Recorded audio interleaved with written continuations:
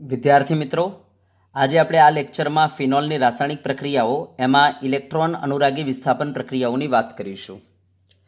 હવે જો આ ઇલેક્ટ્રોન અનુરાગી વિસ્થાપન પ્રક્રિયાઓ માત્ર એવા સંયોજનોમાં જ જોવા મળે કે જેના અંદર એરોમેટિક ભાગ આવેલો હોય. હવે તમે ફિનોલનું સમીકરણ જોઈ લો, ફિનોલનું સૂત્ર જોઈ લો. તો ફિનોલના અંદર તમે જોઈ શકો છો બેન્ઝીન ઉપર શું આવેલું છે ભાઈ? OH. બરાબર, યસ. તો આમ ફિનોલના અંદર તમે જોઈ શકો છો કે એરોમેટિક ભાગ આવેલો છે. બરાબર, માટે આપણે કહી શકીએ ફિનોલ જે છે ઇલેક્ટ્રોન અનુરાગી વિસ્થાપન પ્રક્રિયાઓ આપશે. અને એમાં પણ તમે જોઈ શકો છો ફિનોલના અંદર એરોમેટિક ભાગ ઉપર લાગેલો જે સમૂહ છે એ એવો સમૂહ છે કે જેના અંદર લોન પેર આવેલી છે. બરાબર, અને લોન પેર વાળા જેટલા પણ સમૂહ હોય છે એમને કહેવાય છે પ્લસ એમ સમૂહો. કેમ? કારણ કે આ લોકો શું કરશે? આ રીતના ઇલેક્ટ્રોન ઉતારશે, જેના કારણે અહીંયા સસ્પંદન થશે. કેમ? કારણ કે જો લોન પેર સિગ્મા પાઈ હે ને, યસ, તો આમની પાસે લોન પેર છે તો આ લોકો શું કરશે? લોન પેર ઉતારીને આના અંદર સસ્પંદન કરાવશે. બરાબર, આમ જે લોન પેર આપીને સસ્પંદન કરાવે એવા સમૂહને પ્લસ એમ સમૂહ કહેવાય. તો OH જે છે આના અંદર મોજૂદ OH પ્લસ એમ સમૂહ છે, જે ઇલેક્ટ્રોન આપશે જેના કારણે આના અંદર સસ્પંદન થશે, જેના કારણે ઓર્થો પર, પેરા પર અને ઓર્થો પર ઇલેક્ટ્રોનની ઘનતા વધી જશે, જેના કારણે આપણે કહી શકીએ આના પર આક્રમણ કરનાર જે ઇલેક્ટ્રોન અનુરાગી હશે એ ઇલેક્ટ્રોન જ્યાં વધારે હશે ત્યાં આક્રમણ કરશે. તો ક્યાં આક્રમણ કરશે સર? ઓર્થો, પેરા અને ઓર્થો પર આક્રમણ કરશે, જેના કારણે મળતી જે ફાઇનલ નિપજ હશે કેવી હશે સાહેબ? ઓર્થો અને પેરા નિપજો મળશે. બરાબર, યસ. તો ધ્યાન આપજો, જ્યારે જ્યારે ફિનોલનું આપણે ઇલેક્ટ્રોન અનુરાગી વિસ્થાપન પ્રક્રિયા કરાવીશું ત્યારે આપણને જે નિપજો મળશે એ કઈ મળશે? ઓર્થો અને પેરા નિપજો મળશે. બરાબર, તો આપણે કહી શકીએ ભાઈ ફિનોલમાં મોજૂદ OH સમૂહ ઓર્થો પેરા નિર્દેશક સમૂહ છે એમ કહીએ તો પણ ચાલે. બરાબર, યસ. તો હવે જુઓ, હું તમને આનું સસ્પંદન સૂત્રો બનાવીને બતાવું કે કેવી રીતના ઓર્થો પર, પેરા પર અને ઓર્થો પર ઇલેક્ટ્રોનની ઘનતા વધે છે. બરાબર, ધ્યાનથી જોજો. જુઓ, હું અહીંયા સસ્પંદન સૂત્રો બનાવીને તમને બતાવી દઉં. તો આ છે આપણો ફિનોલ. બરાબર, યસ. હા, હવે શું કરશે અહીંયા? તો અહીંયા લોન પેર સિગ્મા અને પાઈ જો કોન્જ્યુગેશનમાં છે, તો અહીંયા લોન પેર ઉતરી, જેના કારણે આ પાઈ જે છે આ કાર્બન ઉપર, પાઈના 2 ઇલેક્ટ્રોન જે છે આ કાર્બન ઉપર આવી ગયા, એઝ અ લોન પેર સ્વરૂપે આવી ગયા, જેના કારણે સમીકરણ કેવું બની જશે? તો કંઈક આ ટાઈપનું સમીકરણ બની જશે, આ ટાઈપનું સૂત્ર બની જશે. તો જોઈ લેજો, અહીંયા OH એમાં એક લોન પેર રહી ગઈ, બીજી લોન પેર અહીંયા આવી ગઈ. બરાબર, યસ, જેના કારણે હવે શું થઈ ગયું? અહીંયા ડબલ બોન્ડ થઈ ગયો, અને આ જે પાઈ બંધના અંદર જે 2 ઇલેક્ટ્રોન હતા એ સીધા કાર્બન ઉપર આવી ગયા લોન પેર સ્વરૂપે. યસ, જેના કારણે આ કાર્બન ઉપર કયો ચાર્જ આવી ગયો? નેગેટિવ. અને આ ઓક્સિજને પોતાની લોન પેર બંધ બનાવવામાં વાપરી નાખી. આમ ઓક્સિજન પાસે લોન પેર ઓછી થઈ ગઈ, જેના કારણે આપણે કહી શકીએ ઓક્સિજન પર કયો ચાર્જ ડેવલપ થઈ ગયો? પોઝિટિવ. બરાબર, યસ. હવે શું થશે? બાકી બધું જેમ હતું એમને મૂકી દો. બરાબર, હા. હવે જુઓ, હવે પાછી આ લોન પેર સિગ્મા અને પાઈ, જેના કારણે આ લોન પેર આગળ ઉતરશે, જેના કારણે આ પાઈ ક્યાં આવી જશે? ઉપર આવી જશે. બરાબર, યસ. તો ચલો, શું બનશે? બાકી બધું જેવું હતું એવું મૂકી દઈશું આપણે. તો કંઈક આ ટાઈપનું સમીકરણ બનશે, આ જેમ છે એમ, અહીંયા જેમ છે એમ જ. બરાબર, યસ. એક લોન પેર છે, પોઝિટિવ ચાર્જ છે, યસ. હા, હવે અહીંયા શું થયું? આ ઉતરી ગઈ લોન પેર અહીંયા, યસ, ઓકે. અને આ જે પાઈ બંધમાંના જે 2 ઇલેક્ટ્રોન હતા એ કાર્બન ઉપર આ રીતના આવી ગયા, યસ, જેના કારણે આના પર કયો ચાર્જ ડેવલપ થઈ ગયો? નેગેટિવ. ચલો, સમજ્યા ને? યસ. હવે શું થશે? પાછું ધ્યાન આપજો, પાછું તમે જોઈ શકો છો આ લોન પેર, આ સિગ્મા અને આ પાઈ. તો આ લોન પેર એ આ રીતના ઉતરી ગઈ, તો એ વખતે આ પાઈ ક્યાં આવી જશે? સીધો આના ઉપર. ચલો, શું થઈ જશે? તો જુઓ શું થઈ જશે. આ તો જેમ છે એમ, બરાબર, આ જેમ છે એમ, યસ.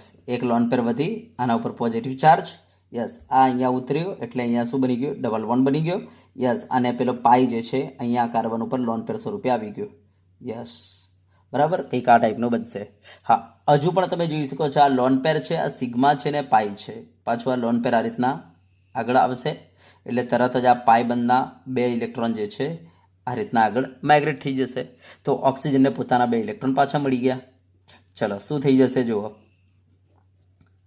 તો અહીંયા થઈ ગયું તમારા, આ તો જશે થે, બરાબર, જેમ હતું એમ જ, ઓકે, યસ. અહીંયા તમારો ડબલ બોન્ડ થઈ ગયો, યસ. અહીંયા સિંગલ બોન્ડ થઈ ગયો, OH એક લોન પેર હતી, બીજી લોન પેર આવી ગઈ, જેના કારણે ચાર્જ ખતમ થઈ ગયો. તો આ રીતના આપણે કહી શકીએ ફિનોલના જ્યારે આપણે સસ્પેન્શન સૂત્રો દોરીએ તો જુઓ 5 સસ્પેન્શન સૂત્રો આપણને જોવા મળે છે ફિનોલના. યસ, હવે આ સસ્પેન્શન સૂત્રોને જોતા જો આપણે કહી શકીએ કે ભાઈ ઇલેક્ટ્રોનની ઘનતા ક્યાં ક્યાં વધે છે, તો આપણે કહી શકીએ જો ઓર્થો પર વધે છે, જો વધીને યસ એક પેરા પર વધે છે અને પાછું ઓર્થો પર વધે છે. તો સસ્પેન્શન સૂત્ર જોતા આપણે કહી શકીએ કે ભાઈ ઇલેક્ટ્રોનની ઘનતા જે છે ફિનોલના અંદર ઓર્થો પર, પેરા પર અને ઓર્થો પર છે, જેના કારણે આક્રમણ કરનાર ઇલેક્ટ્રોન અનુરાગી ક્યાં આક્રમણ કરશે? ઓર્થો અને પેરા પર. માટે જ્યારે ફિનોલનું ઇલેક્ટ્રોન અનુરાગી વિસ્થાપન પ્રક્રિયા કરાવીએ છીએ ત્યારે આપણને નિપજ ઓર્થો અને પેરા સમઘટકોનું મિશ્રણ મળશે. સમજ્યા વાત ને? હા, અને બીજી વસ્તુ તમે જોઈ શકો છો કાર્બન અને ઓક્સિજન વચ્ચે જો બધા તમે જોઈ શકો છો આ અને આ સૂત્રમાં સિંગલ બોન્ડ છે, જ્યારે આ બાકીના જે વચ્ચેના 3 સૂત્રો છે એના અંદર ડબલ બોન્ડ છે. આમ આપણે જોઈ શકીએ છીએ કાર્બન અને ઓક્સિજન વચ્ચે જે બોન્ડ છે દ્વિબંધ સ્વભાવ ધરાવે છે, જેના કારણે મેં તમને કહ્યું હતું કાર્બન અને ઓક્સિજન વચ્ચેનો બંધ તોડવો થોડો મુશ્કેલ હોય છે, કારણ કે પેલો દ્વિબંધ સ્વભાવ છે ને એટલા માટે. સસ્પેન્શન સૂત્ર જોતા આપણે જોઈ શકીએ છીએ કે ભાઈ કાર્બન અને ઓક્સિજન વચ્ચેનો બંધ દ્વિબંધ સ્વભાવ ધરાવે છે, જેના કારણે આ બંધ તોડવો મુશ્કેલ હોય છે. માટે ફિનોલના અંદર જ્યારે આપણે કેન્દ્ર અનુરાગી વિસ્થાપન પ્રક્રિયા કરાવવા ગયા હતા ત્યારે નથી થતી અથવા પ્રબળ પ્રક્રિયા પરિસ્થિતિમાં થતી હતી, હે ને? યસ, ચલો ક્લિયર છે ને? બરાબર. હા, અને એક બીજી વાત સાંભળી લેજો કે સસ્પેન્શન સૂત્રોની એક ખાસિયત હોય છે. કેવી ખાસિયત? ધ્યાન આપજો કે એના અંદર કોઈ પણ સૂત્ર પકડી લો, એમાં લોન પેર, પાઈબંધ અને ચાર્જ ઓલવેઝ સરખા હશે. તો જો અહીંયા તમે જોઈ શકો છો પાઈ કેટલા? 3, લોન પેર કેટલી? 2 અને ચાર્જ કેટલો? 0. ચલો અહીંયા જુઓ પાઈ કેટલા? 1, 2 અને 3. લોન પેર કેટલી? 2 અને ચાર્જ પ્લસ માઇનસ કરો 0. જો લોન પેર કેટલી? 2. જો પાઈ કેટલા? 1, 2 અને 3 અને ચાર્જ જો પ્લસ અને માઇનસ કરો 0, હે ને? તો આ સસ્પેન્શન સૂત્રની ખાસિયત હોય છે. એમાં પાઈ બંધ, બરાબર, પછી લોન પેર અને ચાર્જ ઓલવેઝ દરેક સૂત્રમાં કેવું હોય છે? સરખું હોય છે. ચલો બરાબર. તો આ થઈ ગયા આપણા ફિનોલના સસ્પેન્શન સૂત્રો. તો આપણે જોઈ શકીએ છીએ કે જ્યારે આપણે ફિનોલની ઇલેક્ટ્રોન અનુરાગી વિસ્થાપન પ્રક્રિયા કરાવીશું તો આપણને જે નિપજ મળશે કઈ મળશે? ઓર્થો અને પેરા સમઘટકોનું મિશ્રણ મળશે. તો ચલો સ્ટાર્ટ કરીએ આપણે હવે ઇલેક્ટ્રોન અનુરાગી વિસ્થાપન પ્રક્રિયાઓ. તો ચલો ઓકે. તો ચલો જુઓ, પહેલી આપણી પ્રક્રિયા છે નાઇટ્રેશન. બરાબર, ફિનોલનું નાઇટ્રેશન. તો ચલો જુઓ, મેં આ ફિનોલ લીધો, બેન્ઝીન ઉપર OH, ફિનોલ. ચલો હવે આપણે આનું નાઇટ્રેશન કરીએ. બરાબર. હવે આનું નાઇટ્રેશન મીન્સ ઇલેક્ટ્રોન અનુરાગી વિસ્થાપન પ્રક્રિયાઓ અહીંયા બહુ સરળ છે. સરળ કેમ છે? મેં તમને કહ્યું એ પ્રમાણે કે ભાઈ અહીંયા ફિનોલના અંદર ઓક્સિજન ઉપર શું હોય છે? તો લોન પેર. હવે લોન પેર હોવાથી આ લોન પેર ઉતરશે, જેના કારણે આ બેન્ઝીન વલય ઉપર ઇલેક્ટ્રોનની ઘનતા વધી જશે, જેના કારણે ઇલેક્ટ્રોન અનુરાગી આના ઉપર બહુ જ સરળતાથી શું કરી શકશે? આક્રમણ કરી શકશે. બરાબર. માટે અહીંયા મંદ HNO3 તમે વાપરશો ને તો એ પ્રક્રિયા થઈ જશે, અને તાપમાને બહુ નીચું 298 કેલ્વિન રાખશો ને તો એ પ્રક્રિયા થઈ જાય છે. નોર્મલ રૂમ ટેમ્પરેચરે પ્રક્રિયા થઈ જાય છે. હવે જો HNO3 માંથી આપણે કહીશું NO2+ અલગ થઈ જશે અને OH- અલગ થઈ જશે. હવે આ NO2+ આપણો ઇલેક્ટ્રોન અનુરાગી છે, જે આના પર એટેક કરવા આવશે. હવે એટેક ક્યાં કરશે? તો જ્યાં ઇલેક્ટ્રોનની ઘનતા વધારે હોય ત્યાં. તો આપણને ખબર છે ઓર્થો પર અને પેરા પર ઇલેક્ટ્રોનની ઘનતા વધે છે, માટે NO2+ ક્યાં એટેક કરશે? ઓર્થો પર અને પેરા પર. હવે ઓલરેડી ત્યાં શું છે? H મોજૂદ છે. હવે જો આ NO2+ ને ત્યાં એટેક કરવો હોય તો પહેલા H ને હટાવવો પડે, ત્યારે જેને એટેક કરી શકે. બરાબર ને? યસ. તો જે NO2+ ને જો એટેક કરવો હશે તેને H ને અહીંયાથી હટાવવું પડશે. બરાબર. તો H અહીંયાથી હટીને NO2+ ત્યાં એટેક કરી લેશે. એટલે શું બની ગયું? તો આપણે કહી શકીએ બેન્ઝીન ઉપર OH અને ઓર્થોમાં શું બની ગયું? NO2. યસ, ત્યાંથી બહાર શું આવ્યો? H અને વધેલો OH. બોલો શું બહાર આવી ગયો સાહેબ? H2O બહાર. તો તમને નિપજ મળી ગઈ ઓર્થો નાઇટ્રોફિનોલ. ખબર પડી કે નહીં? Ortho nitrophenol. સેમ આ જ રીતના, બરાબર, જો આ NO2+ પેરા પર એટેક કરશે તો ત્યાંથી H હટશે અને પેલો NO2+ દાખલ થશે ત્યાં, જેના કારણે પેરા નાઇટ્રોફિનોલ બની જશે. બરાબર, પેરા નાઇટ્રોફિનોલ. ઓકે. ત્યાંથી નીકળેલો H અને વધેલો OH, H2O બહાર. તો આ રીતના જ્યારે ફિનોલનું આપણે નાઇટ્રેશન કરાવીએ છીએ ત્યારે આપણને નિપજ ઓર્થો નાઇટ્રોફિનોલ અને પેરા નાઇટ્રોફિનોલનું મિશ્રણ મળે છે. હા, હવે ધ્યાન આપજો, આ બંનેમાંથી અહીંયા ઓર્થો નાઇટ્રોફિનોલમાં H બંધ બનતો હોવાથી, જેને કહેવાય અંતઃઆણવીય એચ બંધ બનતો હોવાથી, અહીંયા ધ્યાન આપજો, અહીંયા એચ અને ઓ વચ્ચે અહીંયા બંધ નહીં બને. કેમ નહીં બને? કારણ કે અહીંયા દૂરી વધારે છે. જ્યારે અહીંયા સાહેબ એચ અને ઓ વચ્ચે કયો બંધ બને છે? તો આપણે કહીશું અંતઃ આણવીય એચ બંધ બને છે. યસ, જેના કારણે NO2 જે છે એ ઓર્થોમાં આવવાનું વધારે પસંદ કરે છે. કારણ કે અહીંયા કિલેટ બને છે, અહીંયા સાયકલ બને છે. આ સાયકલના કારણે, કિલેટના કારણે NO2 જે છે ઓર્થો પર આવવાનું વધારે પસંદ કરે છે. જેના કારણે અહીંયા મુખ્ય નિપજ આ મળે છે ઓર્થો નાઇટ્રોફિનોલ, અને પેરા નાઇટ્રોફિનોલ અહીંયા ગૌણ નિપજ મળે છે. તો આ ધ્યાન આપજો કે અહીંયા ઇલેક્ટ્રોન અનુરાગી વિસ્થાપન પ્રક્રિયામાં મુખ્ય નિપજ ઓર્થો નાઇટ્રોફિનોલ મળે છે પેરા નાઇટ્રોફિનોલ કરતા. બરાબર. અને બીજી વસ્તુ કે આ મિશ્રણમાં રહેલા બંને ઘટકોને, આ બંને સમઘટકોને આપણે આસાનીથી નિસ્યંદન કરીને અલગ કરી શકીએ છીએ. કેમ? કારણ એ છે કે ભાઈ આ ઓર્થો નાઇટ્રોફિનોલ જે છે ને આમનું ઉત્કલન બિંદુ જે છે બહુ નીચું છે. ધ્યાન આપજો. બરાબર. જેના કારણે આ સરળતાથી બરાબર ઉકળી જશે.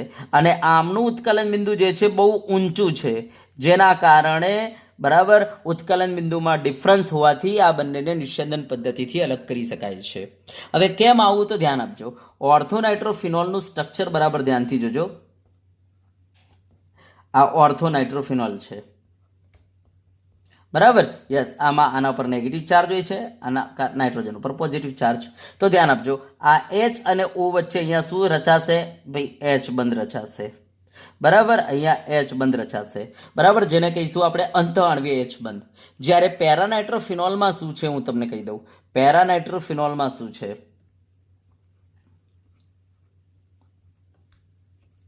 તો અહીંયા N double bond O minus. બરાબર. અને આ પ્લસ. તો ધ્યાન આપજો, પેરાનાઇટ્રોફિનોલમાં એચ અને ઓ વચ્ચે દૂરી ખૂબ જ વધારે છે, માટે આમની વચ્ચે એચ બંધ હોતો નથી. જ્યારે ઓર્થો નાઇટ્રોફિનોલમાં શું છે? અંદર જ એચ બંધ હોય છે. બરાબર. અહીંયા આ રીતના એચ અને ઓ વચ્ચે એચ બંધ હોતો નથી. તો અહીંયા શું થાય છે? અહીંયા અણુ વચ્ચે એચ બંધ હોય છે. બરાબર. યસ, તો અહીંયા આ રીતના અણુ વચ્ચે એચ બંધ તમને જોવા મળશે. આ રીતના આ ઓ, આ નેગેટિવ અને આ પોઝિટિવ, અને આ છે તમારું ઓ એચ. તો અહીંયા શું હોય છે? અણુ વચ્ચે અહીંયા એચ બંધ હોય છે. બરાબર. અણુ વચ્ચે એચ બંધ હોય છે, કારણ કે આ એચ અને ઓ વચ્ચે કોઈ એચ બંધ નથી, જેના કારણે આ એચ અને ઓ ફ્રી છે. જેના કારણે અણુ વચ્ચે અહીંયા એચ બંધ જોવા મળશે, જેને કહેવાય આંતરઆણવીય એચ બંધ. આને શું કહેવાય? આંતરઆણવીય એચ બંધ. બરાબર. આંતરઆણવીય એચ બંધ. તો ધ્યાન આપજો, પેરાનાઇટ્રોફિનોલમાં આંતરઆણવીય એચ બંધ હોય છે, જ્યારે ઓર્થો નાઇટ્રોફિનોલમાં અંતઃઆણવીય એચ બંધ છે. અંતઃઆણવીય એચ બંધ. હવે અહીંયા અંતઃઆણવીય એચ બંધ હોવાથી આ એચ અને ઓ ઓલરેડી એચ બંધ બનાવવામાં વપરાઈ ગયા, જેના કારણે અહીંયા અણુ વચ્ચે એચ બંધ હશે નહીં. તો ધ્યાન આપજો, આના અંદર આવા ઓર્થો નાઇટ્રોફિનોલના અણુ વચ્ચે કોઈ એચ બંધ નથી, જેના કારણે એમની વચ્ચે કોઈ પ્રકારનું આકર્ષણ નહીં હોય, જેના કારણે આમને આપણે સરળતાથી અલગ કરી શકીએ, સરળતાથી ઉડાડી શકીએ. જ્યારે આમાં એચ અને ઓ વચ્ચે એચ બંધ નથી, જેના કારણે અણુ વચ્ચે અહીંયા એચ બંધ હોય છે, જેના કારણે અણુ વચ્ચે આકર્ષણ ખૂબ જ વધારે હશે, જેના કારણે આમને અલગ કરવા મુશ્કેલ હોય છે, આમને ઉડાડવા મુશ્કેલ હોય છે.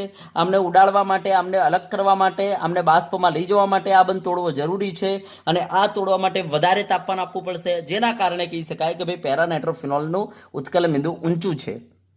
કારણ કે જ્યાં સુધી આ બંધ નહીં તૂટે, આ આકર્ષણ નહીં તૂટે, ત્યાં સુધી આ અલગ નહીં થાય, ત્યાં સુધી આ ઉડશે નહીં. તો ઉડવા માટે, આમને ઉડાડવા માટે આ બંધ તોડવો જરૂરી છે. બરાબર. યસ, જેના કારણે આપણે કહી શકીએ કે ભાઈ અહીંયા આંતરઆણવીય એચ બંધ હોવાથી અણુઓ બહુ નજીક રહેશે, જેના કારણે આમનું ઉત્કલન બિંદુ કેવું રહેશે? ઊંચું રહેશે. જ્યારે અહીંયા ઓર્થો નાઇટ્રોફિનોલમાં અણુ વચ્ચે કોઈ એચ બંધ છે નહીં. બરાબર. યસ, તો અહીંયા અણુઓ પહેલાથી જ દૂર હશે, જેના કારણે આમને આસાનીથી આપણે ઉડાડી શકીએ છીએ. બરાબર. માટે આપણે કહી શકીએ કે ભાઈ ઓર્થો નાઇટ્રોફિનોલના ઉત્કલન બિંદુ કેવા છે? નીચા છે. જ્યારે પેરાનાઇટ્રોફિનોલના અંદર અણુ વચ્ચે એચ બંધ હોવાને કારણે બરાબર એમની વચ્ચે આકર્ષણ હોય છે, જેના કારણે બરાબર આમનું ઉત્કલન બિંદુ કેવું હોય છે? ઊંચું હોય છે. બરાબર. જેના કારણે પેરાનાઇટ્રોફિનોલ અને ઓર્થો નાઇટ્રોફિનોલને આપણે નિસ્યંદન કરીને અલગ કરી શકીએ છીએ, આ બંને સમઘટકોને. બરાબર.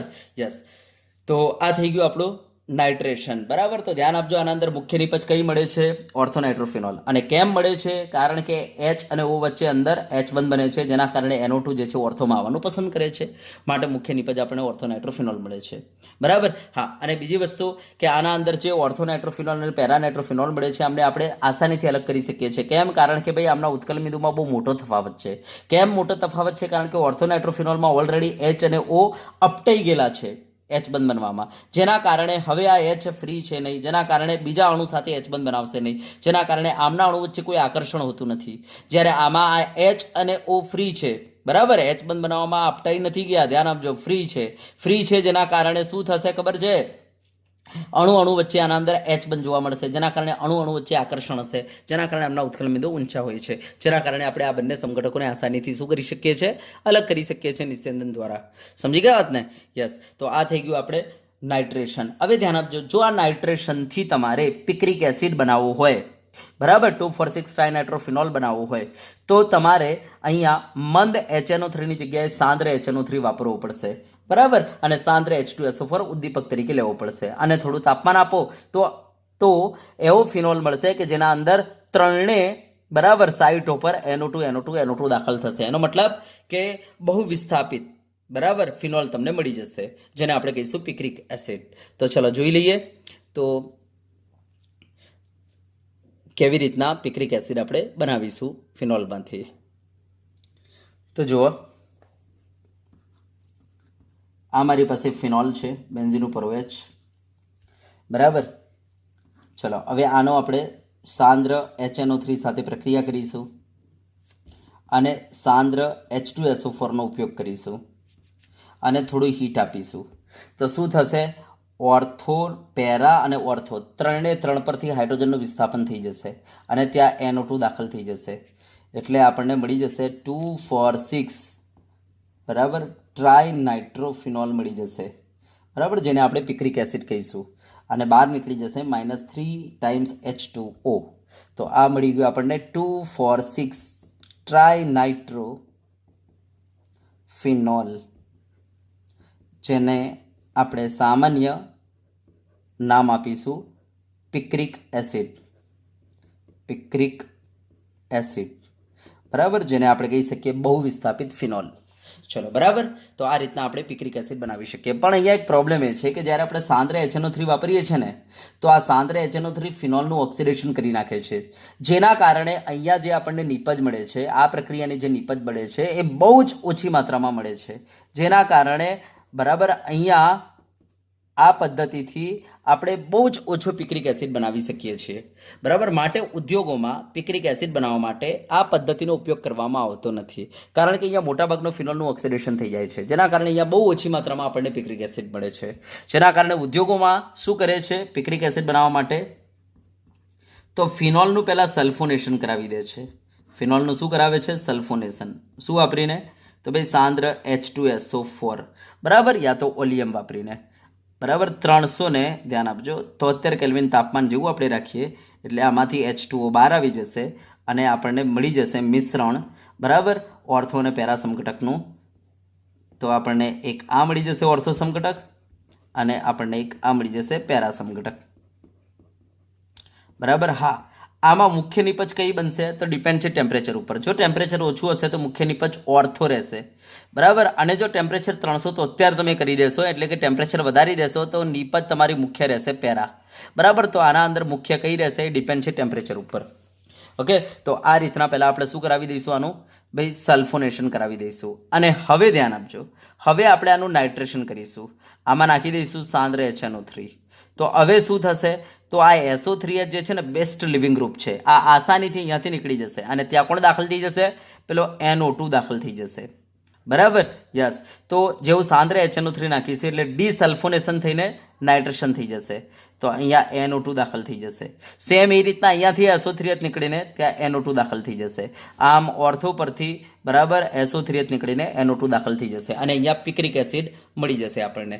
તો આ પ્રક્રિયાથી આપણને 90% પિક્રિક એસિડ મળે છે, બરાબર. માટે ઉદ્યોગોમાં પિક્રિક એસિડ બનાવવા માટે આપણે આ પ્રક્રિયાનો ઉપયોગ કરીશું. ચલો, ઓકે, ડન. તો આ થઈ ગયું નાઇટ્રેશન ફિનોલનું, બરાબર. હવે આપણે જોઈએ ફિનોલનું બ્રોમિનેશન. બરાબર, તો ચલો જોઈ લઈએ. બરાબર, બીજી ઇલેક્ટ્રોન અનુરાગી વિસ્થાપન પ્રક્રિયા જેનું નામ છે હેલોજિનેશન, જેને આપણે કહીશું બ્રોમિનેશન. તો ચલો સ્ટાર્ટ કરીએ. ચલો હવે આપણે બીજી ઇલેક્ટ્રોન અનુરાગી વિસ્થાપન પ્રક્રિયા જોઈએ જેનું નામ છે હેલોજિનેશન. હવે આ હેલોજિનેશન પ્રક્રિયામાં જો આપણે Cl2 વાપરીએ ને તો એને કહીશું ક્લોરિનેશન, અને જો Br2 વાપરીએ ને તો એને કહીશું બ્રોમિનેશન. તો ચલો આપણે બ્રોમિનેશન લઈને તમને સમજાવી દઈએ હેલોજિનેશન. બરાબર, તો ચલો ધ્યાન આપજો. આ મારી પાસે ફિનોલ છે, બેન્ઝીન ઉપર OH. બરાબર, યસ. જ્યારે મારે આનું બ્રોમિનેશન કરવું હશે ત્યારે હું શું કરીશ તો Br2 જળનો ઉપયોગ કરીશ. બરાબર, ધ્યાન આપજો. જો હું Br2 જળનો ઉપયોગ કરીશ ને તો શું થશે તો આ ફિનોલ જે છે એનું આ પાણીના કારણે ફિનોલના અંદર મોજૂદ જે OH સમૂહ છે ને એ ધ્રુવીય સમૂહ છે, તમને ખબર છે. તો પાણીના કારણે આ સમૂહનું જ આયનીકરણ થઈ જાય છે. શું થઈ જાય છે? આયનીકરણ. તો આ H જે છે અહીંયાથી નીકળી જાય છે H+ સ્વરૂપે. એનો મતલબ કે આ બે ઇલેક્ટ્રોન મૂકીને નીકળી જાય છે, જેના કારણે ફિનોલ જે છે બરાબર પાણીમાં નાખવાથી એ શામાં કન્વર્ટ થઈ જશે તો કંઈક આ રીતના ફિનોક્સાઇડમાં કન્વર્ટ થઈ જશે, કારણ કે પેલો H+ નીકળી ગયો. તો પાણીના કારણે ફિનોલ જે છે ફિનોક્સાઇડમાં કન્વર્ટ થઈ જાય છે. હવે ફિનોક્સાઇડમાં તમે જોઈ શકો છો કેટલી લોન પેર પડેલી છે તો ભાઈ 3 લોન પેર છે, જેના કારણે વધુને વધુ ઇલેક્ટ્રોનને ક્યાં ઉતારશે? બેન્ઝીન વલય ઉપર, જેના કારણે બેન્ઝીન વલય ખૂબ જ સક્રિય બની જશે. એટલી સક્રિય કે જ્યારે આપણે એનું બ્રોમિનેશન કરીએ છીએ ત્યારે બરાબર ત્યારે 2, 4, 6 આ ત્રણેયનું આપણે કહી શકીએ કે વિસ્થાપન થઈ જાય છે. આ ત્રણે ઉપર બ્રોમિન લાગી જાય છે. આ ત્રણે જગ્યાએ હાઇડ્રોજનનું વિસ્થાપન બ્રોમિન વડે થઈ જાય છે. તો આ ત્રણેય જગ્યાએ ઇલેક્ટ્રોન અનુરાગી વિસ્થાપન પ્રક્રિયા થઈ જાય છે. બરાબર, એક સાથે. તો અહીંયાથી H નીકળી જાય છે, ત્યાં પેલો Br2 નો Br આવીને બેસી જાય છે, નીકળેલો H અને વધેલો Br એમ કરીને HBr બહાર નીકળી જાય છે. સેમ આ જ રીતનો બીજો Br2 અહીંયા જશે, ત્યાંથી H હટાવશે અને એ નીકળેલો H અને વધેલો Br એમ કરીને HBr બાર. સેમ એ જ રીતના અહીંયા પણ બરાબર ત્રીજો Br2 જશે, બરાબર ત્યાં અહીંયાથી નીકળશે H અને પેલા Br2 માંથી વધેલો Br HBr બાર. તો અહીંયા 3 Br2 ના મોલેક્યુલ વપરાય છે, -3 HBr બાર આવે છે અને બહુ વિસ્થાપિત તમને ફિનોલ મળી જાય છે. બરાબર, તો જ્યારે આપણે ફિનોલને Br2 જળ સાથે પ્રક્રિયા કરીએ છીએ ત્યારે શું થાય છે તો આપણને બહુ વિસ્થાપિત ફિનોલ મળે છે. અને ઓરડાના તાપમાને હો ને, તાપમાને અહીંયા મૂકવાની કોઈ જરૂર પડતી નથી, કારણ કે આપણે કહી શકીએ ફિનોલ એટલો બધો સક્રિય થઈ જાય છે બરાબર યસ જળના કારણે કે Br2 જે છે બરાબર 2, 4, 6 ત્રણે બાજુએ રહેલા હાઇડ્રોજનનું વિસ્થાપન કરી નાખે છે અને આપણને નિપજ આપી દે છે 2,4,6 ટ્રાયબ્રોમોફિનોલ. તો આ કહી દઈશું 2,4,6 ટ્રાયબ્રોમોફિનોલ મળી ગઈ. ટ્રાયબ્રોમોફિનોલ બરાબર, જે બહુ વિસ્થાપિત ફિનોલ છે. યસ, આના સફેદ અવક્ષેપ મળી જાય છે. આ સફેદ અવક્ષેપ મળી જાય છે. બરાબર, ચલો ડન. તો ધ્યાન આપજો, ફિનોલને જ્યારે બ્રોમિન જળ સાથે આપણે પ્રક્રિયા કરીએ ત્યારે આપણને એક વિસ્થાપિત ફિનોલ નથી મળતો, આપણને બહુ વિસ્થાપિત ફિનોલ મળી જાય છે. અને એના પાછળનું કારણ એ છે કે પેલા જળના કારણે ફિનોલને જ્યારે આપણે જળમાં નાખીએ ને તો જળના કારણે આપણે કહીશું કે જળમાં ફિનોલમાં મોજૂદ OH સમૂહ જે છે એનું આયનીકરણ થઈને ફિનોક્સાઇડમાં કન્વર્ટ થઈ જાય છે. બરાબર, યસ, જે વધુને વધુ બેન્ઝીન વલય ઉપર ઇલેક્ટ્રોન ઉતારશે, જેના કારણે આપણે કહી શકીએ કે ભાઈ આ બેન્ઝીન વલય એટલી બધી સક્રિય બની જાય છે કે એમાં એક વિસ્થાપન થવાની જગ્યાએ 3 વિસ્થાપન એક સાથે થઈ જાય છે. બરાબર, તો આ રીતના ફિનોલનું બ્રોમિનેશન કરવાથી આપણને બહુ વિસ્થાપિત ફિનોલ મળે છે. હવે કોઈને પ્રશ્ન થાય કે સાહેબ આપણે બ્રોમિનેશનમાં FeBr3 ઉદ્દીપક વાપરતા હતા, યાદ હોય તો. બરાબર, આ FeBr3 ઉદ્દીપક શું કરતો હતો? આ જે બ્રોમિન જે છે બરાબર, આ બ્રોમિન જે છે એને પોલરાઇઝ કરતો હતો, એને Br+ અને Br- ના અંદર બરાબર અલગ કરતો હતો. બરાબર, યસ, FeBr3. હવે ધ્યાન આપજો, અહીંયા શું છે તો અહીંયા FeBr3 નાખવાની જરૂર નથી. કેમ નથી? કારણ કે બેન્ઝીન વલય સાથે જોડાયેલો OH સમૂહ જે છે સક્રિય કારક સમૂહ છે. બરાબર, એ બેન્ઝીન વલયને એટલી બધી સક્રિય બનાવી દે છે કે બેન્ઝીન વલય જે છે બરાબર એને જોઈને Br2 આપોઆપ પોલરાઇઝ થઈ જાય છે. બરાબર, તો બેન્ઝીન વલયને જોઈને બરાબર યસ બેન્ઝીન વલય એટલી બધી એક્ટિવેટ થઈ ગયેલી હોય છે કે Br2 આપોઆપ પોલરાઇઝ થઈ જાય છે. માટે અહીંયા FeBr3 ઉદ્દીપક નાખવાની કોઈ જરૂર નથી. બરાબર, તો આ થઈ ગયું આપણું બ્રોમિનેશન ફિનોલનું. હા, હવે જો તમારે એક વિસ્થાપિત જો તમારે ફિનોલ બનાવવું હોય તો શું કરવું પડશે?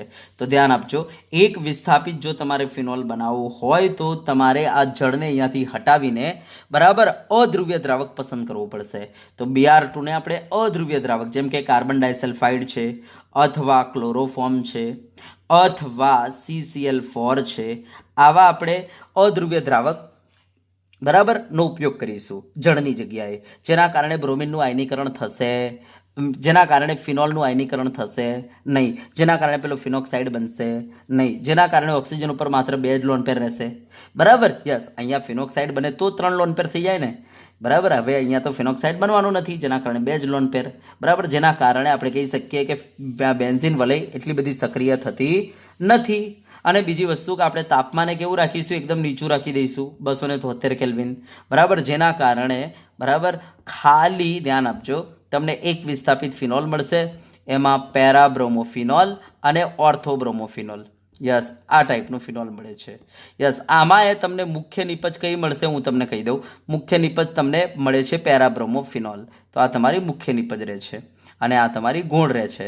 તો આ રીતના જો એક વિસ્થાપિત ફિનોલ જો તમારે બનાવવું હોય તો તમારે શું કરવું પડશે? પાણીની જગ્યાએ કાર્બન ડાયસલ્ફાઇડ, ક્લોરોફોર્મ કે કાર્બન ટેટ્રાક્લોરાઇડ જેવા અધ્રુવ્ય દ્રાવકનો ઉપયોગ કરવો પડશે. બરાબર, કે જેના કારણે ફિનોલમાં મોજૂદ OH સમૂહનું આયનીકરણ ન થાય. બરાબર, યસ, જો તમે પાણી લેશો તો પેલાનું આયનીકરણ થઈ જશે, આયનીકરણ થશે એટલે ફિનોક્સાઇડ બની જશે, અને ફિનોક્સાઇડ જે છે બેન્ઝીન વલયને વધારે સક્રિય બનાવી દેશે.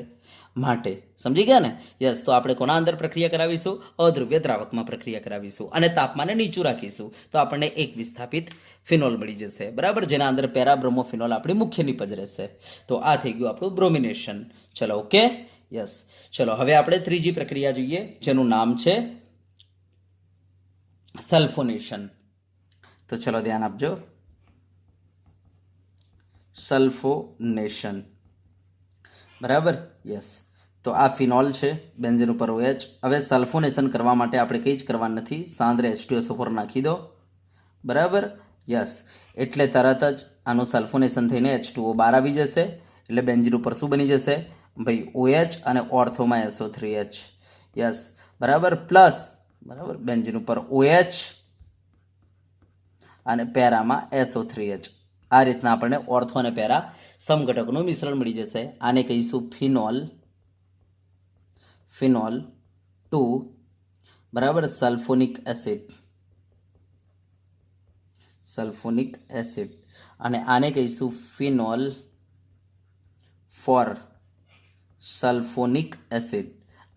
આ રીતના આપણને 2 સમઘટકોનું મિશ્રણ મળી જશે. બરાબર, યસ. હવે ધ્યાન આપજો, આમાં મુખ્ય નિપજ કઈ હોય છે? તો જો તમે નીચું તાપમાન રાખશો ને તો મુખ્ય તમારી ઓર્થો રહેશે, અને જો તાપમાન તમે 373 જેવું કરી નાખ્યું તો બરાબર તમારી મુખ્ય નિપજ રહેશે પેરા. બરાબર, તો આ જ થઈ ગયું તમારું સલ્ફોનેશન. ચલો, ક્લિયર થઈ ગયું? યસ. હવે આપણે જોઈએ ફ્રીડલ ક્રાફ્ટ પ્રક્રિયાઓ. બરાબર, તો ધ્યાન આપજો, ફિનોલની ફ્રીડલ ક્રાફ્ટ પ્રક્રિયાઓ. તો ફિનોલ જે છે ને ફ્રીડલ ક્રાફ્ટ પ્રક્રિયાઓ દર્શાવતું નથી. હવે એના પાછળનું કારણ શું છે હું તમને કહી દઉં. તો ચોથી આપણી હતી ફ્રીડલ ક્રાફ્ટ પ્રક્રિયા FC, જેમાં આપણે કહી શકીએ આલ્કાઇલેશન ને એસાઇલેશન. હવે અહીંયા પ્રોબ્લેમ શું છે હું તમને કહી દઉં કે ફિનોલના અંદર OH જે સમૂહ છે એમાં અહીંયા લોન પેર પડેલી છે, અને ફ્રીડલ ક્રાફ્ટ પ્રક્રિયા કરવા માટે આપણે ઉદ્દીપક શું વાપરીએ છીએ? AlCl3. બરાબર, જે લુઈસ એસિડ છે, ધ્યાન આપજો, લુઈસ એસિડ છે. બરાબર, યસ, જે ઇલેક્ટ્રોન મેળવવાનો ગુણધર્મ ધરાવે છે. તો જ્યારે આપણે AlCl3 નાખીશું ને તો એ શું કરશે? આ લોન પેરને બરાબર એક્સેપ્ટ કરી લેશે અને આની સાથે સવર્ગ સહસંયોજક બંધ બનાવી દેશે.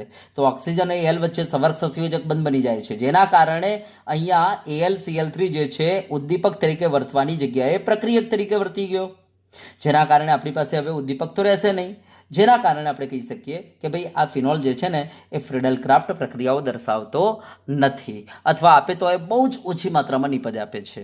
બરાબર, તો દિમાગમાં ફિટ કરી લેજો કે જેના પાસે લોન પેર હશે એ ફ્રીડલ ક્રાફ્ટ પ્રક્રિયાઓ નહીં આપે, કારણ કે ફ્રીડલ ક્રાફ્ટમાં આપણે AlCl3 ઉદ્દીપક વાપરીએ છીએ જે લુઈસ એસિડ છે, અને જો તમારી પાસે લોન પેર હશે તે લોન પેર સ્વીકારીને શું બની જશે? તો સવર્ગ સહસંયોજક બંધ બનાવીને એક સંયોજન બનાવી દેશે. બરાબર, જેના કારણે આપણે કહી શકીએ AlCl3 જે છે ઉદ્દીપક તરીકે વર્તવાની જગ્યાએ પ્રક્રિયક તરીકે વર્તી જશે. માટે આપણે કહીશું કે લોન પેર ધરાવતા સંયોજનો જે છે ફ્રીડલ ક્રાફ્ટ પ્રક્રિયાઓ નહીં આપે. બરાબર, માટે ફિનોલ જે છે ફ્રેડલ ક્રાફ્ટ પ્રક્રિયાઓ દર્શાવતો નથી. ચલો બરાબર, યસ. તો ચાહે આલ્કાઇલેશન હોય ચાહે એસાઇલેશન એ નહીં આપે. ચલો હવે એના પછી આપણે જઈએ કોલ્બે સ્મિથ પ્રક્રિયા, અને આ વેરી વેરી મોસ્ટ આઈએમપી પ્રક્રિયા છે. કોલ્બે સ્મિથ પ્રક્રિયા વેરી વેરી મોસ્ટ આઈએમપી પ્રક્રિયા છે. ચલો તો બરાબર, તો જુઓ આ પ્રક્રિયાને શોર્ટમાં પહેલાં તો આ રીતના આપણે લખી શકીએ કે ભાઈ બેન્ઝિન ઉપર OH ફિનોલ, બરાબર, યસ. 3 આપણે તબક્કા કરીશું. પહેલાં NaOH નાખીશું, એના પછી આપણે CO2 વાયુ પાસ કરીશું 4 થી 7 વાતાવરણ દબાણ અને 400 કેલ્વિન તાપમાને, અને આપણે લાસ્ટમાં H+ નાખી દઈશું એસિડ. તો આપણને મળી જશે બેન્ઝિન ઉપર OH અને ઓર્થોમાં COH, જેને કહેવાય સેલિસિલિક એસિડ. બરાબર, યસ. તો આને કહેવાય છે કોલ્બે સ્મિથ પ્રક્રિયા. તો ચલો આને લખીશું કેવી રીતના, તો ધ્યાન આપજો. આને આ રીતના આપણે લખીશું કે ભાઈ બેન્ઝિન ઉપર OH છે ફિનોલ. તો ધ્યાન આપજો, આને હું ખોલીને લખું છું. પહેલાં આપણે પહેલા સ્ટેપમાં શું કરવાનું છે, NaOH નાખવાનું છે. તમે જેવું NaOH નાખશો એટલે શું થઈ જશે, તો ભાઈ આ H અને આ OH એમ કરીને H2O બહાર આવી જશે અને બની જશે ફિનોક્સાઇડ. બેન્ઝિન ઉપર O- બની જશે. બરાબર, જેના કારણે આપણે કહી શકીએ કે ભાઈ બેન્ઝિન વલય એકદમ વધારે સક્રિય બની જશે. અને હવે એને સ્ટેબિલિટી આપશે કોણ, પેલો Na+. તો આ બની ગયું સોડિયમ ફિનોક્સાઇડ. તો આ શું બની ગયું, પહેલા સ્ટેપમાં સોડિયમ ફિનોક્સાઇડ બની જશે. બરાબર, યસ. ચલો બીજા સ્ટેપમાં કરવાનું શું છે, તો આપણે કહીશું CO2 વાયુ પાસ કરીશું આમાં. હા, હવે CO2 વાયુ જે છે ને આપણે 4 થી 7 વાતાવરણ દબાણે પાસ કરીશું અને 400 કેલ્વિન તાપમાન રાખીશું. બરાબર, તો ચલો આનાથી થશે શું, તો આપણે કહીશું કે ભાઈ અહીંયા આપેલો CO2 આઈને જોડી જશે ક્યાં, ઓર્થોમાં.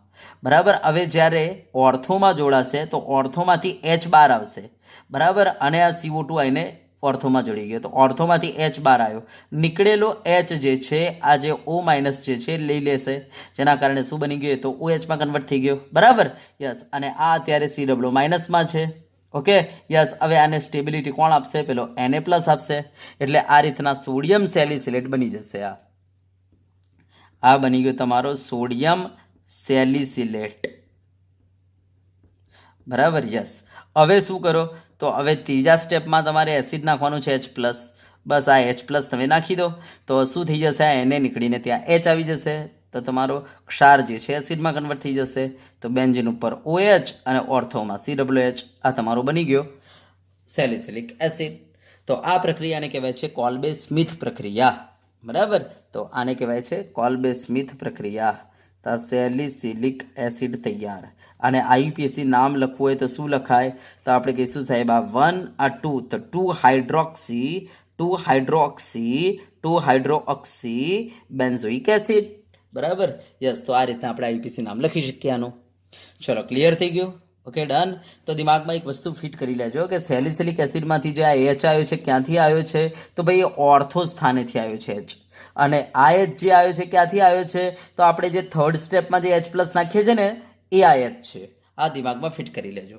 બરાબર, જો હું આની ક્રિયાવિધિ તમને બતાવી દઉં, બરાબર, એના ઉપરથી તમને બહેતર ખબર પડી જશે. તો ધ્યાન આપજો, ક્રિયાવિધિ. હા, હવે ધ્યાન આપજો ભાઈ, ક્રિયાવિધિ તમારે બોર્ડમાં લખવાની નથી હોય ને આ પ્રશ્નની, તો આ પ્રશ્નની ક્રિયાવિધિ બોર્ડમાં નથી. આ દિમાગમાં ફિટ કરી લેજો. બરાબર, હું ખાલી બસ એક્સ્ટ્રા તમને આ ક્રિયાવિધિ ભણાવું છું. બરાબર, બોર્ડમાં તમને કોલ્બે સ્મિથ પ્રક્રિયા પૂછશે તો તમારે આ લખી નાખવાની. અને આ વેરી વેરી મોસ્ટ આઈએમપી પ્રશ્ન છે, m⁻10 ટાઈમ્સ. બરાબર, તો 10 ટાઈમ્સ મોસ્ટ આઈએમપી પ્રશ્ન છે, દિમાગમાં ફિટ કરી લેજો. તો ચલો જુઓ, પહેલા ક્રિયાવિધિમાં આપણે વાત કરીએ કે આપણી પાસે આ ફિનોક્સાઇડ બની ગયેલો છે. પેલા OH- ની હાજરીમાં શામાં કન્વર્ટ થઈ ગયેલો છે, આ ફિનોક્સાઇડમાં કન્વર્ટ થઈ ગયેલો છે. બરાબર, યસ. આ ફિનોક્સાઇડ બની ચૂકેલો છે. હવે શું થશે, તો આપણે કહીશું કે આ લોન પેર જે છે આ રીતના ઉતરી, તો આપણે કહી શકીએ કે આ જે છે સીધો અહીં આવી જશે, જેના કારણે આપણે કહી શકીએ કે ભાઈ આ જે છે ફિનોક્સાઇડ કંઈક આ રીતના કન્વર્ટ થઈ ગયો. બરાબર, એ આપણે કહીશું આ ડબલ બોન્ડ, આ O.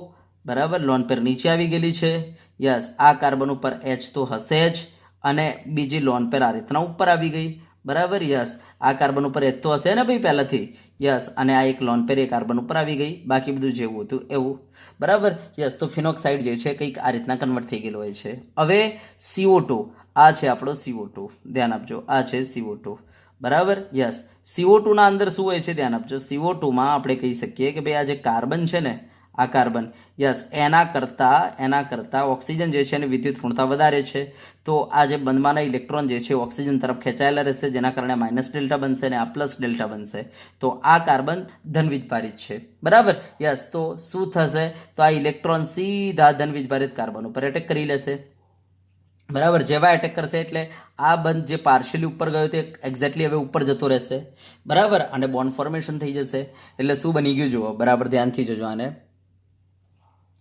તો અહીંયા બેન્ઝીન બરાબર ઉપર અહીંયા ડબલ બોન્ડ ઓ તો છે જ ઓકે અહીંયા બોન્ડ ફોર્મેશન થઈ ગયું બરાબર અહીંયા એચ તો છે યસ અહીંયા કાર્બન બની ગયો અને પેલો ઓ માઇનસ અને આ ડબલ બોન્ડ ઓ એમ જ બરાબર હા હવે આ જે ફિનોલ છે બરાબર એની એરોમેટિસિટી બ્રેક થઈ ગયેલી છે તો આ ફિનોલ પોતાની એરોમેટિસિટી રીગેન કરવા માટે શું કરશે ખબર છે અહીંયાથી આ H+ ને હટાવશે યસ અને આ બે ઇલેક્ટ્રોન લઈ લેશે આ રીતના જેના કારણે એની એરોમેટિસિટી રીગેન થઈ જશે બરાબર જેવા બે ઇલેક્ટ્રોન લેશે એટલે આ જે પાઈ બંધ જે આવ્યો તો નીચે એ પાછો ઉપર આવી જશે જેના કારણે શામાં કન્વર્ટ થઈ જશે O- માં બરાબર તો અહીંયા O- બની ગયો છે અહીંયા O- અને આ H+ નીકળી ગયો છે હવે આ નીકળેલો H+ આ O- પર આવશે કે આ O- પર આવશે તો આપણે કહીશું કે જે બેઝ હશે ને સારું એવું એની ઉપર આવશે તો આપણને ખબર છે કે ભાઈ આ જે છે સારું એવું બેઝ છે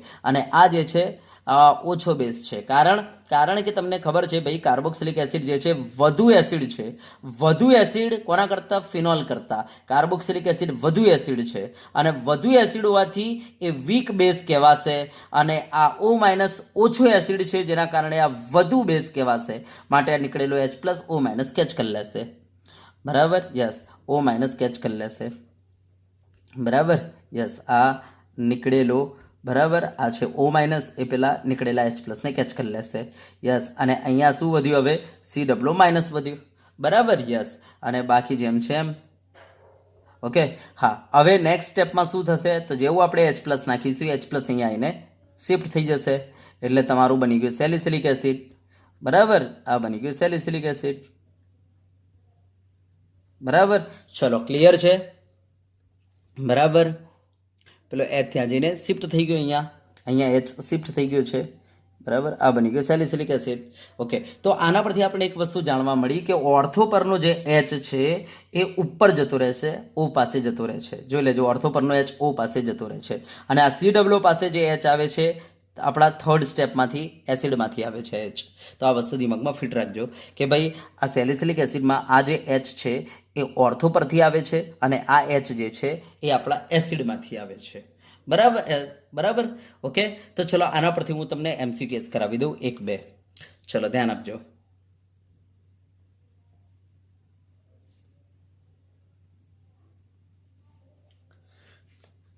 દાખલા તરીકે તમને કોઈ આવો પ્રશ્ન પૂછી નાખે કે ભાઈ બેન્ઝીન ઉપર OH ફિનોલ અને પહેલા સ્ટેપમાં લખે NaOH બીજા સ્ટેપમાં લખે CO2 અને ત્રીજા સ્ટેપમાં લખે D+ બરાબર ડ્યુટોરિયમ જે હાઇડ્રોજનનો ભય છે અને તમને કે આમાં નિપજ શું મળે તો તમને ખબર છે અહીંયા નિપજ આપણને સેલિસિલિક એસિડ મળવાની છે બેન્ઝીન ઉપર OH અને અહીંયા COOH હવે ધ્યાન આપજો આપણને ખબર છે આ H ક્યાંથી આવે છે તો ઓર્થોમાંથી તો અત્યારે ઓર્થોમાં H છે માટે અહીંયા H આવી ગયો યસ અહીંયા H શામાંથી આવે છે તો થર્ડ સ્ટેપનો જે એસિડ છે ને એમાંથી એનો મતલબ આ D+ અહીંયા આવશે યસ તો નિપજ આ બની જાય તો આ રીતના નિપજ તૈયાર કરતા આવડવી જોઈએ બરાબર ચલો એક બીજો જો MCQ હું તમને આપું દાખલા તરીકે બેન્ઝીન ઉપર આ રીતના એણે OD લખી દીધું બરાબર યસ અને આપણને કહે કે ભાઈ અહીંયા NaOH છે બરાબર બીજા સ્ટેપમાં CO2 ત્રીજા સ્ટેપમાં H+ બોલો નિપજ શું બને તો આપણને ખબર છે કે ભાઈ નિપજ શું બનશે તો બેન્ઝીન ઉપર અહીંયા O- અને અહીંયા COO- યસ અહીંયા જે આવશે H ક્યાંથી આવશે ઓર્થો પરથી તો ઓર્થો પર તો H જ છે માટે અહીંયા H આવશે અને અહીંયા જે H આવશે શામાંથી આવશે એસિડમાંથી તો H+ માંથી તો અહીંયા H છે તો તમે આ રીતના ડ્યુટોરિએટેડ ફિનોલ લો ને તો એ તમારી નિપજમાં કોઈ ફરક પડે નહીં. બરાબર, તમને સેલિસિલિક એસિડ જ મળી જશે આ રીતના. ચલો હવે દાખલા તરીકે તમને આ રીતના પૂછે છે કે ભાઈ અહીંયા OH આપી દે, પણ અહીંયા ડ્યુટોરિયમ આપી દે, અહીંયા ડ્યુટોરિયમ લખીને આપી દે, અને હવે તમને 3 સ્ટેપ બનાવીને આપી દે કે ભાઈ NaOH બરાબર, પછી CO2 અને H+, અને તમને કે ભાઈ આમાં હવે શું નિપજ મળશે, તો આપણને ખબર છે ઓર્થોમાંથી ડ્યુટોરિયમ ક્યાં જશે, ઉપર જશે, જેના કારણે આપણને કંઈક આવી નિપજ મળશે કે ભાઈ અહીંયા OD અને અહીંયા શું થઈ જશે COO અને AH અહીંયાથી આવશે. તો આ રીતના નિપજ મળશે. તો બસ આ નિપજ આપણને ઓળખતા આવડવી જોઈએ. બરાબર, ચલો ક્લિયર છે. તો ધ્યાન આપજો, ઉપર O ની બાજુમાં H ઓર્થો પરથી આવશે અને COO એની બાજુમાં H આપણા થર્ડ સ્ટેજના એસિડમાંથી આવશે. બરાબર, જે થર્ડ સ્ટેપ છે એના એસિડમાંથી આવશે. બરાબર, તો આ થઈ ગઈ આપણી કોલ્બે સ્મિથ પ્રક્રિયા. તો બોર્ડના અંદર કોલ્બે સ્મિથ પૂછાય તો ક્રિયાવિધિ લખવાની જરૂર નથી, બસ ખાલી પ્રક્રિયા લખી દો. ચલો ઓકે. હા, હવે આપણે જોઈએ નેક્સ્ટ. તો ધ્યાન આપજો, આ પણ ઇલેક્ટ્રોન અનુરાગી વિસ્થાપન પ્રક્રિયા છો ને, કારણ કે તમે જોઈ શકો છો કે ભાઈ COO- ઉપર એટેક થાય છે. બરાબર, તો આપણે આજે કોલ્બે સ્મિથ જોઈ ગયા, એ પણ ઇલેક્ટ્રોન અનુરાગી વિસ્થાપન પ્રક્રિયા જ છે. ચલો બરાબર, યસ. હવે આપણે નેક્સ્ટ પ્રક્રિયા જોઈએ. બરાબર, ઇલેક્ટ્રોન અનુરાગી વિસ્થાપન પ્રક્રિયા, જેનું નામ છે રીમર-ટીમાન પ્રક્રિયા. બરાબર, તો ચલો રીમર-ટીમાન પ્રક્રિયા. રીમર-ટીમાન પ્રક્રિયા. બરાબર, તો ચલો હવે ધ્યાન આપજો, રીમર-ટીમાન જે છે એમાં આપણે પહેલાં શું કરીશું, તો ભાઈ આ ફિનોલ લઈશું. ફિનોલ લઈને બરાબર પહેલા સ્ટેપમાં ભાઈ NaOH, બીજા સ્ટેપમાં ક્લોરોફોર્મ, ધ્યાન આપજો ને ક્લોરોફોર્મ લેવાનું છે, અને 340 કેલ્વિન તાપમાન. બરાબર, યસ. અને ત્રીજા સ્ટેપમાં એસિડ નાખી દો. યસ, એટલે તમને મળી જશે નિપજ બેન્ઝીન ઉપર OH અને ઓર્થોમાં CHO, જેને કહેવાય સેલિસાલ્ડિહાઇડ. તો આ છે રીમર-ટીમાન. યસ, આને આપણે આ પ્રક્રિયામાં ધ્યાન આપજો, આ રીમર-ટીમાન પ્રક્રિયામાં બેન્ઝીન ઉપર OH અને પહેલા સ્ટેપમાં તમે NaOH લીધું, પણ બીજા સ્ટેપમાં તમે ક્લોરોફોર્મની જગ્યાએ જો CCl4 લઈ લીધું. બરાબર, અને 340 કેલ્વિન તાપમાન શું લઈ લીધું, CCl4, અને ત્રીજા સ્ટેપમાં H+. તો અહીંયા જે નિપજ મળશે આપણને, એ નિપજ સેલિસાલ્ડિહાઇડ મળવાની જગ્યાએ સેલિસિલિક એસિડ મળી જશે. આ દિમાગમાં ફિટ કરી લેજો. બરાબર, સેલિસિલિક એસિડ મળી જશે. જો તમે CCl4 લેશો ને તો સેલિસિલિક એસિડ મળી જશે. હા, ક્લોરોફોર્મ લેશો તો સેલિસાલ્ડિહાઇડ. બરાબર, પણ જો તમે CCl4 લઈ લીધો તો સેલિસિલિક એસિડ મળી જશે. તો આ પણ રીમર-ટીમાન પ્રક્રિયા જ છે. બરાબર, આ બધી ઇલેક્ટ્રોન અનુરાગી વિસ્થાપન પ્રક્રિયાઓ છે. તો ચલો હવે આપણે આ પ્રક્રિયાને ખોલીને લખીએ. બરાબર, બોર્ડના અંદર આવી શોર્ટમાં નહીં લખવાની હોય ને ભાઈ, ખોલીને જ લખવાની રહેશે બોર્ડમાં. તો ચલો આપણે આ પ્રક્રિયાને ખોલીને લખીએ. તો કેવી રીતના થશે જોતા જાઓ. હવે હું આ પ્રક્રિયાને ખોલીને લખું છું, ધ્યાન આપજો રીમર-ટીમાનને. તો આ આપણી પાસે ફિનોલ છે, બેન્ઝીન ઉપર OH, ફિનોલ. બરાબર, પહેલા સ્ટેપમાં આપણે NaOH નાખીશું. NaOH માનો OH માઇનસ શું કરશે, H+ ને ખેંચી લાવશે. બરાબર, અને શું બનાવી દેશે, H2O, જેના કારણે આ શામાં કન્વર્ટ થઈ ગયું ભાઈ, ફિનોક્સાઇડમાં કન્વર્ટ થઈ ગયો. બરાબર, શામાં કન્વર્ટ થઈ ગયો, ફિનોક્સાઇડમાં. યસ, પેલો H+ નીકળી ગયો, જેના કારણે એક લોન પેર આવી ગઈ. બસ આને કહેવાય ફિનોક્સાઇડ. ચલો આને સ્ટેબિલિટી કોણ આપશે, પેલો Na+. બરાબર, યસ. તો પહેલાં ફિનોલના અંદર ફિનોલને આપણે સોડિયમ ફિનોક્સાઇડમાં કન્વર્ટ કરી લીધો. તમને ખબર છે સોડિયમ ફિનોક્સાઇડ જે છે ને બહુ જ રિએક્ટિવ છે, બહુ જ સક્રિય છે, કોના કરતાં, ફિનોલ કરતાં, જેના કારણે ઇલેક્ટ્રોન અનુરાગી વિસ્થાપન પ્રક્રિયાઓ ખૂબ જ સરળતાથી થઈ જાય. ચલો હવે નેક્સ્ટ સ્ટેપમાં આપણે શું કરીશું, આમાં ક્લોરોફોર્મ નાખીશું અને તાપમાન રાખીશું 340 કેલ્વિન. તો શું થશે, તો ઓર્થો પરથી H અને અહીંયાનો Cl, એમ કરીને HCl બહાર આવી ગયો. ચલો શું બની જશે, ધ્યાન આપજો. તો બની જશે બેન્ઝીન ઉપર O-, Na+, એમનેમ જ, અને ઓર્થોમાં અહીંયા થઈ જશે CHCl2, હે ને, કારણ કે ઓર્થોનો H બાર અને આનો Cl બાર, HCl બાર, એટલે શું બની ગયો, બેન્ઝીન ઉપર CHCl2. હા, હવે ધ્યાન આપજો, આના અંદર ઓલરેડી જે આપણે NaOH નાખેલું છે એમાંથી એક NaOH આવીને આ Cl ને હટાવશે અને ત્યાં જઈને OH બેસી જશે. બીજો NaOH આવીને આ Cl ને હટાવશે અને ત્યાં જઈને OH બેસી જશે. એટલે બાર શું નીકળી જશે, 2 ટાઈમ્સ NaCl બાર. ચલો શું બની ગયું, તો બેન્ઝીન ઉપર આપણે કહીશું O માઇનસ Na+, બરાબર? યસ. અને અહીંયા શું થઈ ગયો ભાઈ? CH, આ OH, આ OH, કંઈક આ રીતના બની જશે, બરાબર? યસ. હવે ધ્યાન આપજો, એક કાર્બન ઉપર 2 OH કદાપી ટકી શકે નહીં, એ તરત જ પાણી મુક્ત કરી દેશે, તરત જ પાણી છોડી દેશે, બરાબર? યસ. તો H2O બાર, યસ, જેના કારણે આ કાર્બન અને ઓક્સિજન વચ્ચે ડબલ બોન્ડ ફોર્મ થઈ જશે. તો આપણે કહીશું આ બની ગયો તમારો, બરાબર, બેન્ઝીન ઉપર O માઇનસ Na+, અને અહીંયા બની ગયો CHO, કારણ કે CH ડબલ બોન્ડ O એટલે CHO. આને કહેવાય સોડિયમ સેલિસાલ્ડિહાઇડ. તો આ બની ગયું સોડિયમ સેલિસાલ્ડિહાઇડ. હા, હવે તમારે શું કરવાનું છે? તો આપણે નેક્સ્ટ સ્ટેપમાં જઈશું, જેમાં આપણે H+ નાખીએ છીએ એસિડ. તો આ H+ જે છે અહીંયા માથે આવીને બેસી જશે, જેના કારણે બની ગયું આ ફિનોલમાં, જે ફિનોલનો ક્ષાર હતો એની જગ્યાએ બની ગયો ફિનોલ, અને ઓર્થોમાં CHO, બરાબર? યસ. તો આ બની ગયું તમારું સેલિસાલ્ડિહાઇડ. તો આને કહેવાય સેલિસાલ્ડિહાઇડ, સેલિસાલ્ડિહાઇડ. ચલો, બરાબર? યસ. ઓકે. તો આ છે આપણી રિમર-ટીમાન પ્રક્રિયા. તો આમાં પહેલા સ્ટેપમાં NaOH, બીજા સ્ટેપમાં ક્લોરોફોર્મ, અને લાસ્ટ સ્ટેપમાં H+, બરાબર? તો ધ્યાન આપજો, આ જે આપણે નિપજો બનાવી છે વચ્ચે વચ્ચે, તો આ જે બે નિપજ છે એક મધ્યવર્તી છે એમ કહીએ તો એ ચાલે, બરાબર? તો આ એક સંક્રાંતિ અવસ્થાઓ છે એમ કહીએ તો પણ ચાલે. તો આ રીતના આપણા 3 સ્ટેપ થતા હોય છે. પહેલા સ્ટેપમાં NaOH એટલે આ બની ગયું, બીજા સ્ટેપમાં ક્લોરોફોર્મ નાખો, 340 કેલ્વિન તાપમાન રાખો એટલે તમારું બની જશે સોડિયમ સેલિસાલ્ડિહાઇડ, અને ત્રીજા સ્ટેપમાં H+ નાખો એટલે બની જશે સેલિસાલ્ડિહાઇડ. ચલો, ક્લિયર છે? ઓકે. હા, હવે ચલો થોડું વિચારજો આ રીતના કે કદાચ અહીંયા CHCl3ની જગ્યાએ જો તમે CCl4 વાપર્યો તો શું થતું? જો તમે અહીંયા CCl4 વાપર્યો તો શું થતું? તો અહીંયાથી H નીકળી જતો, ત્યાંથી Cl નીકળી જતો, HCl બાર. તો અહીંયા શું આવતું ખબર છે?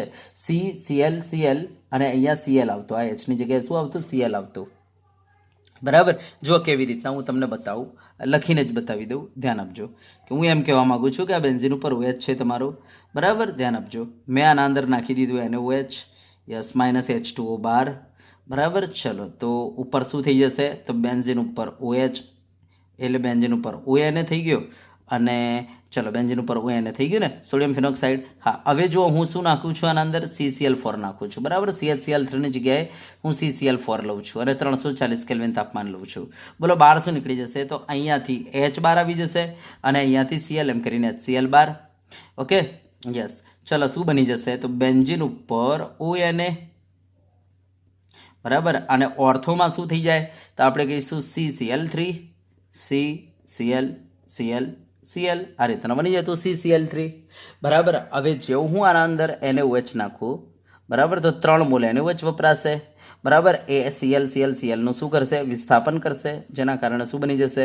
તો બેન્ઝીન ઉપર ONA, અને અહીંયા COH, OH, OH, આ રીતના બની જતું. હવે એક કાર્બન ઉપર 2 OH ટકી શકે નહીં, એ તરત જ પાણી મુક્ત કરી દેશે, જેના કારણે શું બની જશે? તો બેન્ઝીન ઉપર ભાઈ ONA, અને ઓર્થોમાં શું બની જશે? તો C બરાબર ડબલ OH, હે ને? તો આપણે કહીશું આ C અને O વચ્ચે ડબલ બોન્ડ એટલે COH બની જશે. ચલો, ઓકે, યસ. તો પાણી એણે છોડી દીધું. હા, અને હવે તમને ખબર છે લાસ્ટ સ્ટેપમાં આપણે શું નાખીએ છીએ? H+, બરાબર? યસ. જેવું હું H+ નાખીશ એટલે શું થઈ જશે? તો ઉપર બની જશે OH, અને ઓર્થોમાં બની જશે COH. સમજ્યા વાત ને? જો તમને સેલિસિલિક એસિડ મળી ગયો તો ધ્યાન આપજો, જો તમે CHCl3 વાપરશો તો તમને સેલિસાલ્ડિહાઇડ નિપજ મળશે, અને જો તમે CCl4 વાપર્યું તો તમને સેલિસિલિક એસિડ નિપજ મળશે. તો આ છે તમારી રિમર-ટીમાન પ્રક્રિયા. સમજી ગયા? હા, હવે બોર્ડ એક્ઝામમાં તમારે આમાંથી એક જ લખવાની છે, ઉપરવાળી સેલિસાલ્ડિહાઇડ, બરાબર? નીચેવાળી આ લખવાની જરૂર નથી, કારણ કે આપણી NCERTમાં નથી એટલા માટે, બરાબર? તો ઉપરવાળી એક જ લખી નાખવાની. તો આ છે આપણો રિમર-ટીમાન પ્રક્રિયા. ધ્યાન આપજો, આ પ્રક્રિયા જે છે ઇલેક્ટ્રોન અનુરાગી વિસ્થાપન પ્રક્રિયા છે, બરાબર? હા, અને એક વસ્તુ ધ્યાન આપજો, અહીંયા જે O પાસે જે H આવે છે, ધ્યાન આપજો, બરાબર, રિમલ્ટીમાનમાં. તો આ એચ આપણને એસિડમાંથી મળે છે, જે આપણે એસિડ નાખીએ છીએ ને ફાઇનલ સ્ટેપમાં એ.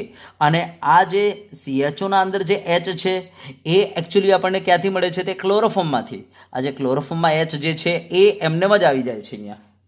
બરાબર, તો આ દિમાગમાં ફિટ કરી લેજો. આના ઉપરથી આપણે MCQS કરી શકીએ. બરાબર, દાખલા તરીકે જો હું તમને MCQS બતાવી દઉં આના ઉપરથી. જેમ કે જુઓ,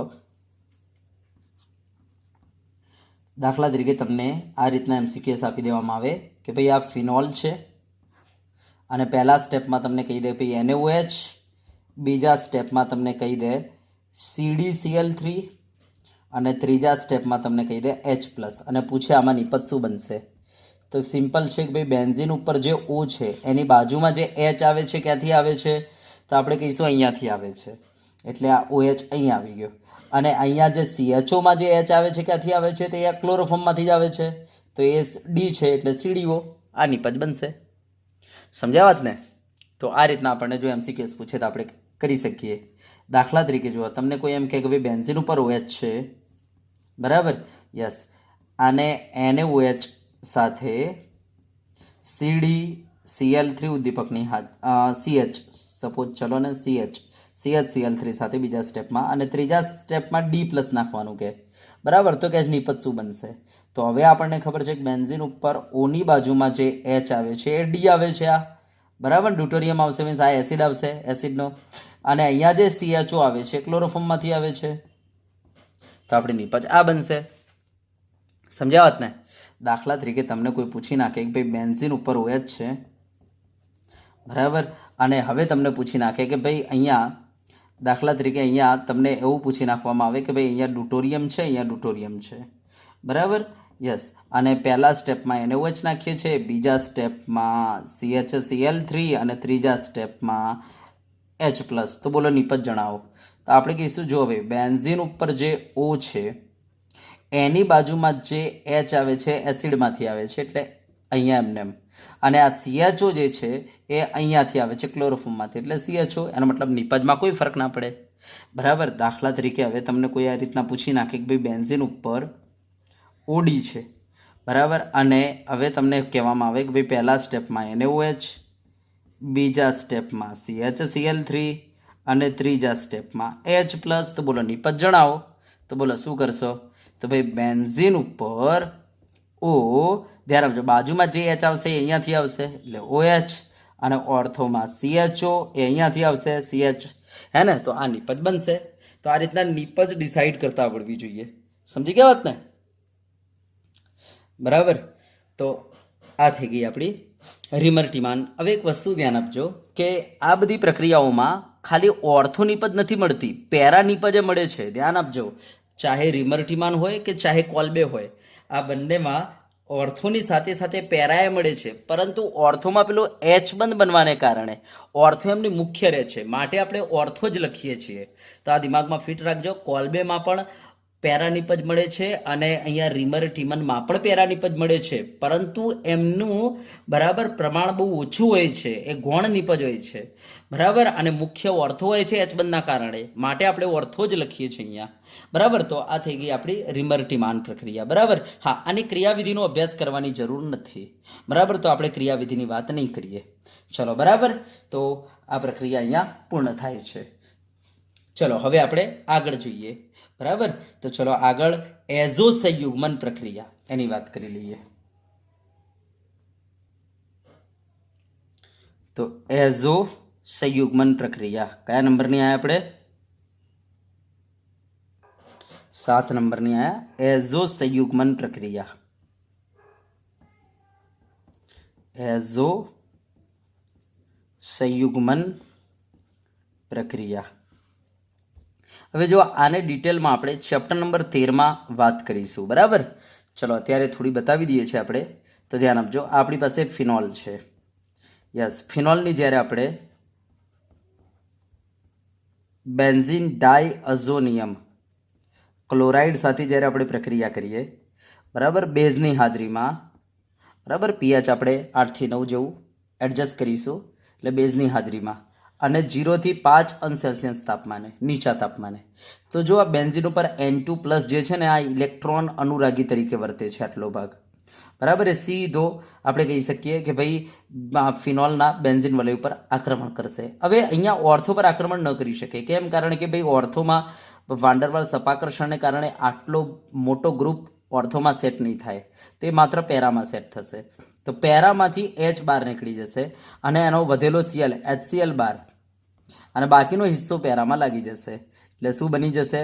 તો બેન્ઝીન ઉપર OH અને પેરામાં લાગી જશે N2 અને આ બેન્ઝીન. યસ, તો નિપજ આપણી આ બની જશે.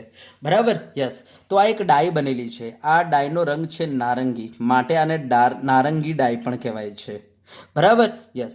અને આને આપણે આવું કહીશું કે ભાઈ આ પેરામાં તમે જોઈ શકો છો હાઇડ્રોક્સી છે. બરાબર, યસ, પેરામાં હાઇડ્રોક્સી છે. આ બેન્ઝીન અને બેન્ઝીનના અંદર પેરામાં હાઇડ્રોક્સી છે.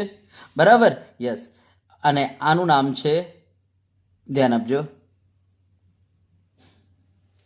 આનું નામ છે એઝો. આને શું કહીશું આપણે? એઝો. આ ડાયનાઇટ્રોજન વાળો જે ભાગ છે ને એને કહીશું એઝો. તો આપણે કહી શકીએ પેરા હાઇડ્રોક્સી એઝો બેન્ઝીન. તો આને આપણે બીજા કયા નામથી ઓળખી શકીએ? તો પેરા હાઇડ્રોક્સી એઝો બેન્ઝીનના નામથી ઓળખવામાં આવે છે. એઝો બેન્ઝીન. તો પેરા હાઇડ્રોક્સી એઝો બેન્ઝીનના નામે ઓળખવામાં આવે છે. બરાબર, તો આપણે કહી શકીએ જો ભાઈ આ બેન્ઝીન અને બેન્ઝીનના પેરામાં હાઇડ્રોક્સી છે અને છે આ એઝો. બરાબર, તો આપણે કહી શકીએ આટલો ભાગને એઝો. બરાબર, તો એઝો બેન્ઝીન છે, આનું નામ એઝો બેન્ઝીન. એઝો બેન્ઝીન પણ પેરામાં હાઇડ્રોક્સી, તો આપણે કહી શકીએ પેરા હાઇડ્રોક્સી એઝો બેન્ઝીન. બરાબર, તો આ છે તમારું એઝો બેન્ઝીન અને એમાં પેરામાં હાઇડ્રોક્સી છે. યસ, અને આનો રંગ છે નારંગી. બરાબર, માટે આને નારંગી રંગની ડાય પણ કહેવાય છે. યસ, હા. આને આપણે એઝો કપલિંગ પ્રક્રિયા કેમ કહીએ છીએ? તો ભાઈ આ બંનેનું કપલ થઈ જાય છે. અહીંયા તમે જોઈ શકો છો, અહીંયાથી H, અહીંયાથી Cl, HCl બહાર આવ્યો અને આ બંને જોડી ગયા, માટે આને એઝો કપલિંગ અથવા એઝો સંયુગ્મન પ્રક્રિયા કહેવાય છે. સમજી ગયા? તો આ થઈ ગઈ એઝો સંયુગ્મન પ્રક્રિયા, જેની આપણે ડિટેલમાં વાત કરીશું ચેપ્ટર નંબર 13માં. બરાબર, ચલો, ઓકે, યસ. હવે આપણે જોઈએ ફ્રાઇસ રીઅરેન્જમેન્ટ પ્રક્રિયા. તો ચલો, 8મી આપણી ફ્રાઇસ પુનઃ વિન્યાસ પ્રક્રિયા. પુનઃ વિન્યાસ પ્રક્રિયા. તો ફ્રાઇસ પુનઃ વિન્યાસ પ્રક્રિયા, ફ્રાઇસ રીઅરેન્જમેન્ટ પ્રક્રિયા. તો જો આના અંદર પહેલાં આપણે ફિનોલ લઈને આનું એસિટાઇલેશન કરી લઈશું. બરાબર, સપોઝ હું અહીંયા CH3COCl લઉં છું, તો આપણે પિરિડીન બેઝનો ઉપયોગ કરી લઈશું. બરાબર, આ ફિનોલ જે છે એનું એસિટાઇલેશન કરવા માટે. તો અહીંયાથી HCl બહાર આવી જશે, એટલે શું બની જશે તમારે? તો બેન્ઝીન ઉપર O, બરાબર, COCH3. યસ, તો આ બની ગયું. યસ, આને શું કહીશું આપણે? તો ભાઈ આ એસ્ટર તૈયાર થઈ ગયું છે આપણું. બરાબર, આને કહીશું ફિનાઇલ એસિટેટ. Okay, yes. હવે ધ્યાન આપજો, અહીંયાથી આપણી ફ્રાઇસ પુનઃવિન્યાસ પ્રક્રિયા ચાલુ થાય છે. જો હું આના અંદર નિર્જળ AlCl3 નાખી દઈશ, તો એમનો આટલો જે એસિટાઇલ વાળો જે ભાગ છે આ રીઅરેન્જ થાય છે, કાં તો ઓર્થોમાં કાં તો પેરામાં. બરાબર, યસ. દાખલા તરીકે એવો ઓર્થોમાં રીઅરેન્જ થયો, તો ઓર્થોમાંથી H બહાર નીકળીને, ધ્યાન આપજો, એની જગ્યાએ શું બેસી ગયો? આ COCH3 નીકળેલો H આ ઓની બાજુમાં જઈને બેસી જશે. બરાબર, તો ઓર્થો હાઇડ્રોક્સી એસિટોફિનોન બની ગયો. અથવા આ જે એસિટાઇલ વાળો ભાગ જો પેરામાં રીઅરેન્જ થશે, તો પેરામાંથી H નીકળી જશે, ત્યાં જઈને આ COCH3 બેસી ગયો, નીકળેલો H જે છે આ O સાથે જઈને જોડી જશે, એટલે પેરા હાઇડ્રોક્સી એસિટોફિનોન. તો આ રીતના આપણને બે નિપજ મળી જશે. તો આ જે રીઅરેન્જ વાળી જે પ્રક્રિયા છે નિર્જર AlCl3 નાખવાથી, યસ, આ પ્રક્રિયાને કહેવાય છે ફ્રાઇસ પુનઃ વિન્યાસ પ્રક્રિયા. સમજી ગયા ને? યસ. તો આ રીતના આપણે અહીંયા બધી ઇલેક્ટ્રોન અનુરાગી વિસ્થાપન પ્રક્રિયાઓ જે ફિનોલ સાથે થતી હતી એ આપણે પૂર્ણ કરી. બરાબર, ચલો, હવે આપણે તમને નેક્સ્ટ લેક્ચરમાં બતાવીશું કે ફિનોલ જે છે કઈ બીજી વિશિષ્ટ પ્રક્રિયાઓ આપે છે. બરાબર, એની વાત કરીશું આપણે નેક્સ્ટ લેક્ચરમાં. તો વિદ્યાર્થી મિત્રો, આજે આપણે અહીંયા સુધી રાખીશું. આમે આ લેક્ચર થોડો બહુ મોટો થઈ ગયેલો છે, બરાબર, તો અહીંયા સુધી આપણે અહીંયા રાખીશું આ લેક્ચરને.